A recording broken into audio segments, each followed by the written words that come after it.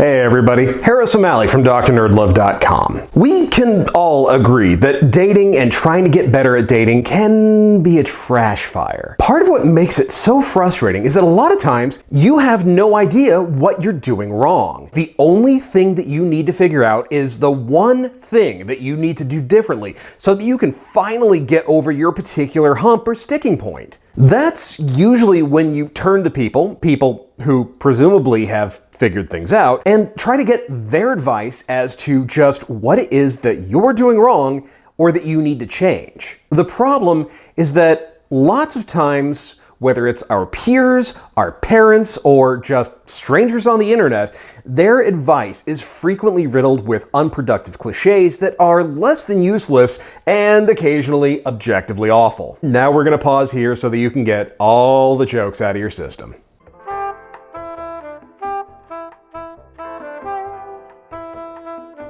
I bring this up because if you've ever asked for help about how to get better at dating, you've almost inevitably been given the oldest, hoariest cliche in the dating advice canon. Just be yourself. It's classic bad advice, possibly the worst advice that people can give to someone who's already frustrated with dating. It's a cop-out, something that sounds profound, but it's ultimately what we tell people when we don't want to say, dude, I got no goddamn clue. It is so broad as to be functionally meaningless, and it doesn't actually give you any helpful information. Because hey, you're already being yourself. So, how's that working out for you? Honestly, just be yourself is bad advice because, well, what if you suck? In that case, just being yourself is an active hindrance to getting better at dating. When you're already an asshole, assholing even harder isn't the answer. But here's the thing. When people tell you to be yourself, they're not actually wrong either. When we talk about just being yourself, what we really mean is that you want to be authentic, not to try to pass yourself off as something that you're not in order to impress people. A lot of people buy into the idea that women only like one kind of man, so they put a lot of effort into at least fooling women into thinking that they're that kind of guy. This is how you get folks who will try to pad their social resume and pretend like they're, say, a professional photographer when they're really what the modeling community calls a guy with camera. They'll talk about their band as though they have just landed a recording contract and are about to break big, instead of just being a couple of dudes who get high and noodle on guitars in their garage and then throw the entire resulting mess onto SoundCloud. Guys like this put a lot of time and effort into trying to fake being their idea of a high-value man. The problem is that when we talk about just being yourself and the importance of being authentic, we don't hear, don't fake being someone you're not. We hear, don't change. And that changing is bad, especially if you're changing in order to, say, become more successful with women. We've internalized this idea that changing is a betrayal of yourself, and that even if you do succeed at improving and doing better, then those rewards are ultimately bitter, hollow, and disappointing. We've had a lifetime of pop culture and stories that tell us that change is bad, that trying to be someone different, especially for something as shallow and meaningless as popularity or romantic or sexual success, is not only doomed to failure, but even if you do succeed, it makes you an awful person. Better to stay exactly as you are and take comfort in being superior to cool popular people who are surely secretly miserable, deep down inside, where you can't see it. It's funny because a lot of really cool popular people are actually riddled with anxiety. On the other side of the coin is the idea that change is impossible, that you can't reinvent yourself and become someone better. At best, you're putting up a false front that can never last. At worst, all you're doing is embarrassing yourself, and everybody will be able to tell that you're actually a loser no matter what you do. Regardless of which way that you fall on this particular spectrum, the result ends up being the same. You're stuck with who you are, so you may as well just suck it up. And that is bullshit. We change all the time. The idea of you, who you are at your core, is a fluid concept that is always in flux. Age, experience, and perspective are all ways that cause us to change fundamentally over time. The things that used to panic us when we were kids are the things that we handle without a problem on a daily basis as adults. All you have to do to see how much you can change is compare who you are now versus who you were 10 years ago, or 5 years ago, or even last year. If you are exactly the same as you were when you were in high school, then you've done something wrong. But that's not the kind of change that people are interested in or want to achieve. When we talk about change, the kind of change that just be yourself tells us we should avoid, we're talking about self-directed change. Change that we chose, that leads us to be who we want to be or who we think we want to be. These are the changes that we're told are either foolish or impossible and leaves us feeling as though there's no point in even trying. And that is not true. We can choose to change who we are. All that means is that we take active control of a process that happens anyway and consciously direct it instead of letting it just happen to us. And while admittedly this can feel like a Herculean, even Sisyphusian task, you can make profound changes to who you are as a person. I mean, just looking at my own life, I have consciously made some pretty major changes to who I was over the course of the years. I mean, seriously, I had to look at that. Now, a lot of people will talk about how they've tried to do this and failed, and that goes to show that this is ultimately a futile gesture at best. And almost every time, this is because people fall to one or two common mistakes. The first is either that they tried to change too much too quickly, or the second is that they tried to be the opposite of who they authentically are. And that second part is important. Often when we try to change who we are, what we are actually doing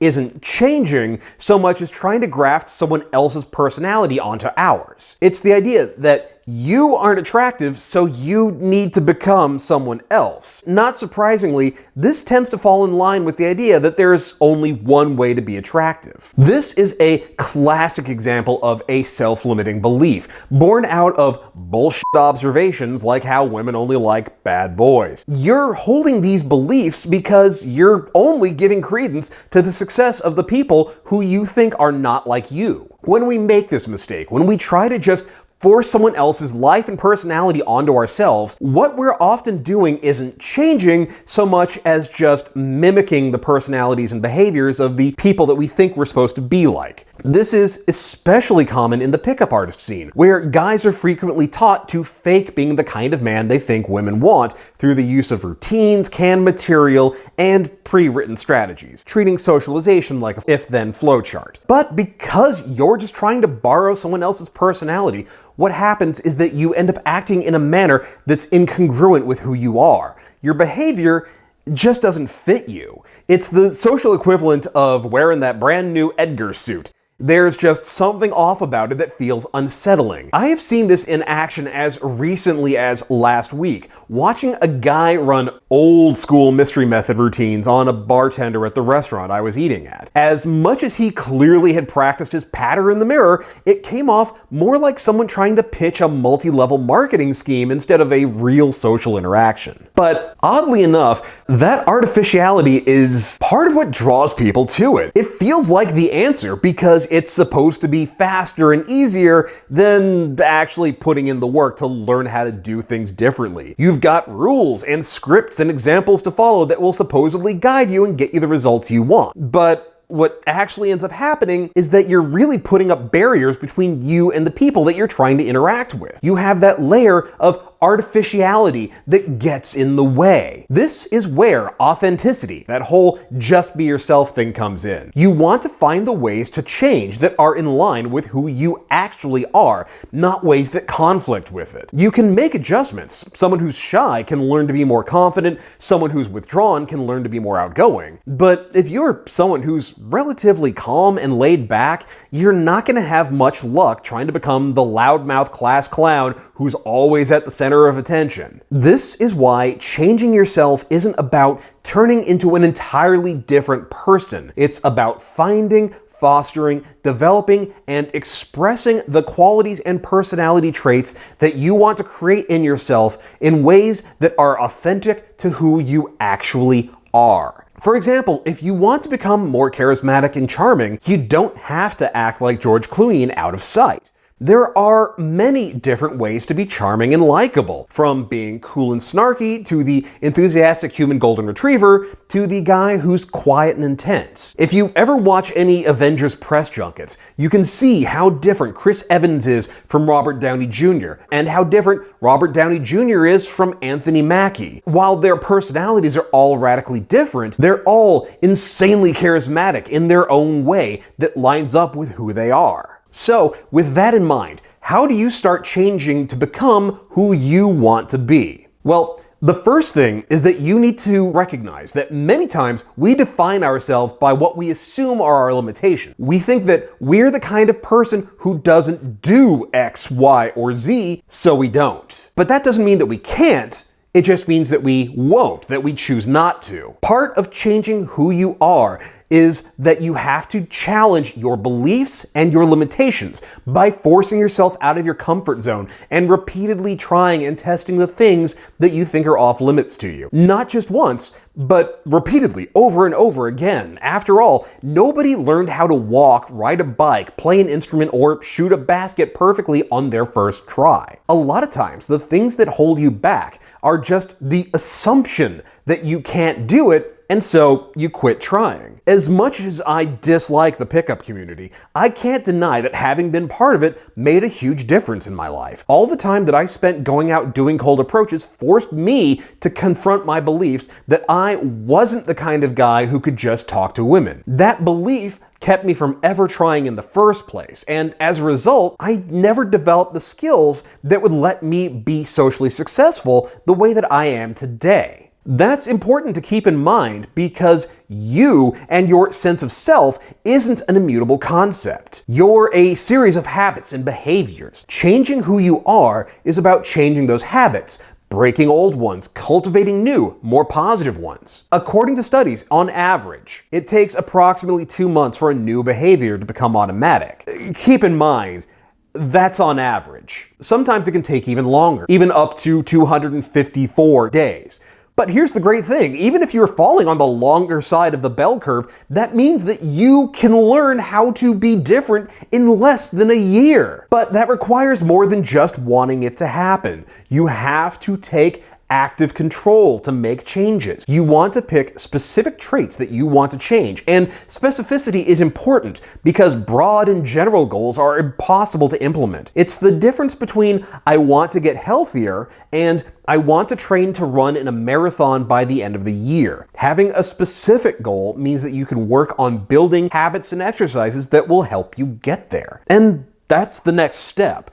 Building those exercises and routines that will help you change, that become the muscle memory of your personality. If you want to, say, get more ease with talking with women, then you want to come with concrete steps that will get you used to interacting with people. This may mean incrementally upping the amount that you try to talk to strangers, starting with asking for the time and building towards having full conversations with people. It may mean taking an improv class in order to learn how to be more present and in the moment instead of getting stuck in your own head. It may mean signing up for speed dating in order to get used to trying to talk to many people in a short period of time. Or it may mean trying things like cognitive behavioral therapy exercises to help get in touch and manage your emotional state and cope with issues of anxiety and your sense of self-worth. It may also help to think of your new authentic self like cosplay. People often act differently when they're in costume or wearing masks. They often feel braver, freer, and less inhibited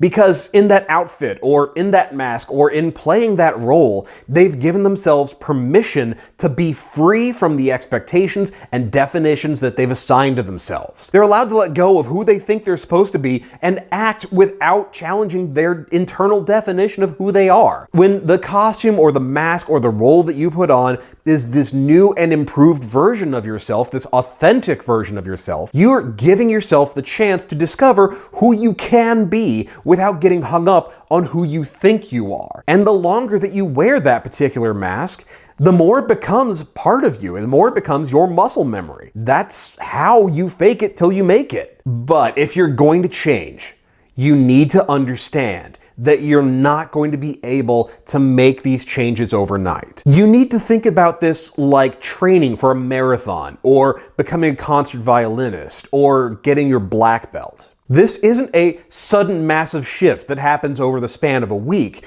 but a series of individual exercises that slowly build on one another over time, culminating in this new version of you. I really wasn't kidding when I said that most people fail because they try to change too much or expect it to happen too quickly. When they don't progress as fast or as far as they expect, they assume that their failure means that they can't change, when in reality is that it takes far longer than they want it to, and that focusing on radical over-the-top changes is going to keep you from the improvements that actually are within reach. But that's all part of being yourself. It's not about not changing, and it's not about trying to be someone who is the polar opposite of who you are. It's about finding and becoming the best version of you, like cutting and polishing a precious stone. Because your best self is natural, it's authentic, and it's uniquely you. It's just time to give yourself permission to let go of who you think you have to be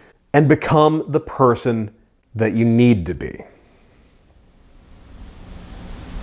Hey, thanks for checking out my latest video. So, I want to hear from you now. How much have you changed? And what was your secret to becoming your best self? Share your stories in the comments. I can't wait to read them. I know that my viewers would love to see it too. Meanwhile, if you would like to be part of a future episode and you have a short dating question you'd like to have answered on here, then you can call it in to 512-522-6513 and leave a voicemail. Or you can record it on your end and send the audio file to doc@drnerdlove.com and put "for YouTube" in the subject header. And speaking of calling, if texting is your weakness and using the phone is your vision of hell, then you need to check out my book, I Got Her Number, Now What? This is your instruction manual about how to get over your phobia of phone calls and learn how to use texting, messaging, even Snapchat or DMs like a dating Jedi. Links to buy it are in the show notes, so go check it out. And if you do check it out, then be sure to rate and review it on Amazon and Goodreads. That is a huge, huge help. Now, if you're digging the series, you already know what to do. Hit that thumbs up, ring the bell, share it with all your friends. You know all the YouTube stuff. This ain't your first time. But if you are really enjoying these videos, and I mean really enjoying it, if you feel like you're getting a lot out of it, you're finding this really helping, and you want to help support the channel and in the process fund some awesome new projects, then consider becoming a patron at patreon.com/drnerdlove. Even $1 is a huge help, but starting at $3 a month or more, you get access to some incredible bonus content. Meanwhile, you can follow me on Twitter at @drnerdlove. Keep up with the latest news by joining the Facebook page at facebook.com/drnerdlove. And as always, hit that logo to subscribe, check out my latest videos, and I will see you here next time with more about love, sex, and dating. Later.